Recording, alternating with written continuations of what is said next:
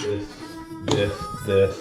onaslowboatfastmoto interrupts your regularly scheduled sailing and dirt biking adventures to reveal Barrett's first rendition of West Meets South, a culinary exploration where Southern California flair grows from Southern roots. Hello. Hey, how are you? I was looking to see if you might have any baguettes. Baguette? No, we don't carry baguette. You go to Cali baguette. We'll come back for breakfast. Okay. So we're going to the Vietnamese bakery. The French brought this style of baking. Their style of baking. Their style of baking to Vietnam. Before the war. Yeah. Take 2 for the baguette.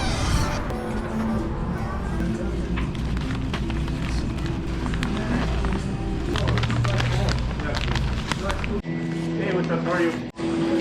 Good. So we're gonna do some shrimp Poboys today. Just an all-time favorite for our family. To bread these with some seasoned flour, some eggs and milk, and then some breadcrumbs and cornmeal. So we'll start with getting these guys the wet wash done. And every step has some seasoning in it. About a cup of milk, whatever hot sauce you have in the fridge, just to give it a little bit of extra flavor on the way in.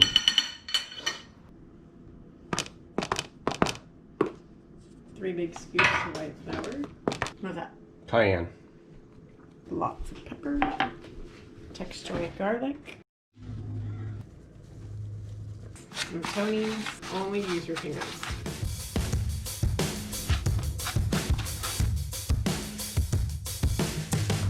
Finish a beer and get working, huh? This isn't ideal, but this is what we're doing today. If you have fresh shrimp, that is the best. Just soak them in a bowl of water for a few minutes and they'll soften up. Why do you keep the shrimp in the ice bath? To keep them cold.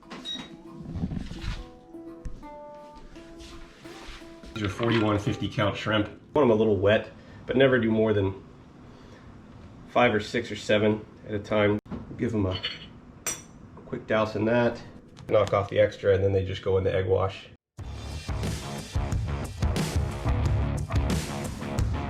And into the crumbs. And, once we get those done, I like to lay them out on a sheet pan with some parchment or wax paper.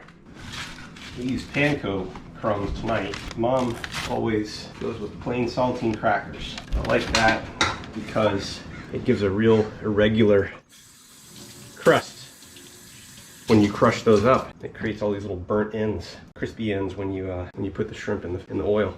I was a college student working in a seafood restaurant in the kitchen, and it was a good compliment to all the methods that my mother and grandmothers used to cook. You know, the best thing that they turned me on to, aside from how to cook catfish, because I've never done that, was they loaned me a VHS tape of Friday. Thanks to Tina and, oh my gosh, I forget the other girl's name, but they were a good pair to work with.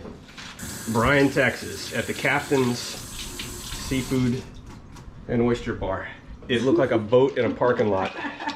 And once I finished my apprenticeship in dish, I got to move into the kitchen. And then after a good year, I got a chance to work at the Oyster Bar, where I proceeded to shuck oysters and stab my hand 50 times a night.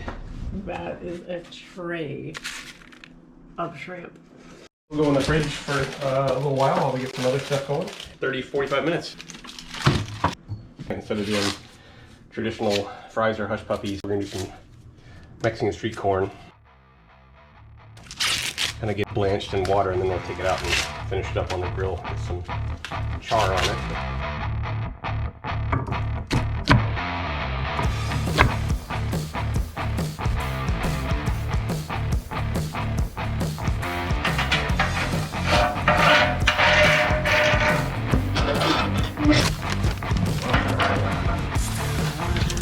Smoky goodness.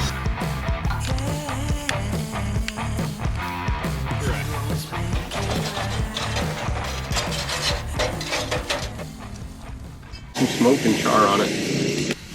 Smoky corn. The railroad spikes to keep them from rolling out. They were rolling off. Good color. So I like to cut it off the cob and mix it in a bowl.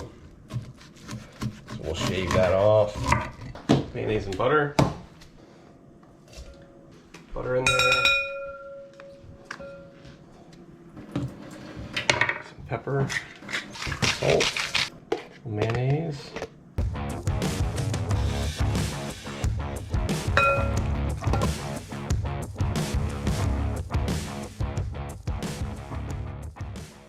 West meets south at HQ. Cilantro. It's pretty tasty. And some green onion too, maybe. I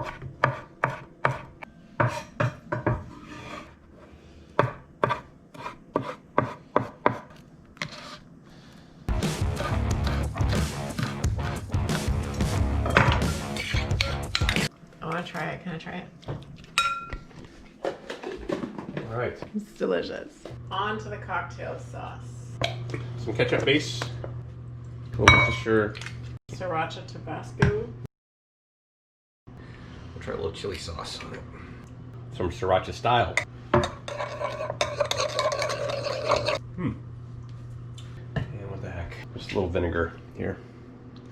Vinegar style sauce. I like it. I'm gonna make a little tartar sauce mix tonight.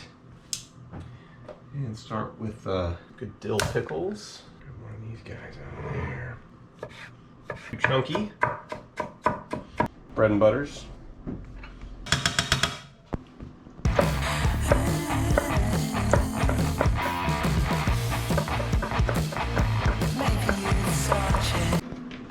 Mayonnaise. A little bit of pepper. A little bit of garlic. Minced garlic. And we gotta put a few capers in. Fresh dill. Not too much.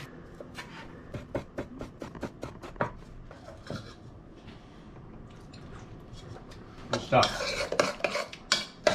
Pretty good. A little more pepper. Maybe a little bit of red pepper just for fun. Fuzzy for lemon juice, a little acid. So off we go. Ambush a lemon.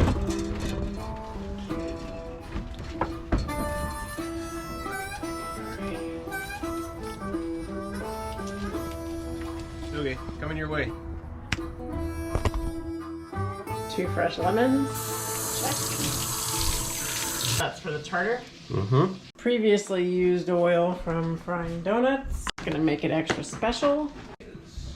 Is the oil ready? We don't know. How do we know if the oil's ready? Where do you want it to be? 350. A little warm. That's a little too hot. All right, we're just a little over 350 degrees. When we put those cold shrimp in there, they're going to bring that temp down. We'll get the first batch going and don't overcrowd the pan.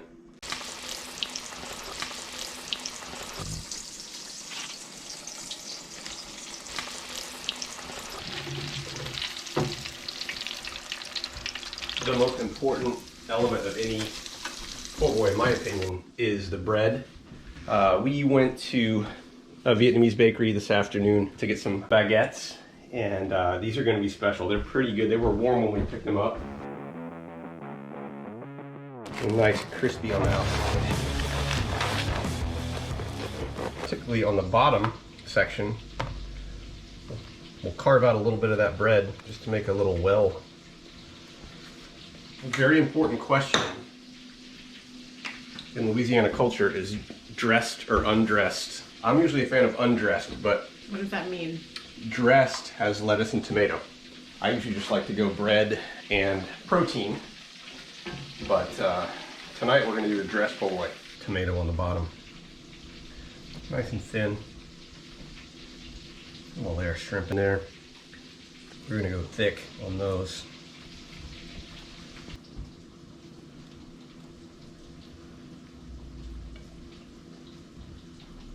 Heat and sweet.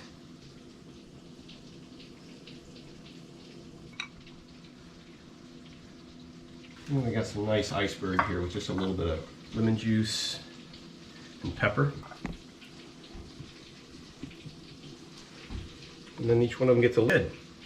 And I think we're about ready for the sample.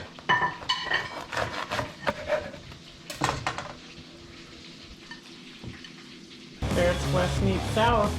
I just hope I did my historical culture justice there. A little bit of the West in this is the corn salad. Bon appetit. C'est bon? In case you're wondering, he's mine. You can't have him. You know it's good when you can't even walk away from the kitchen counter to try your first bite. Barrett's West meets South.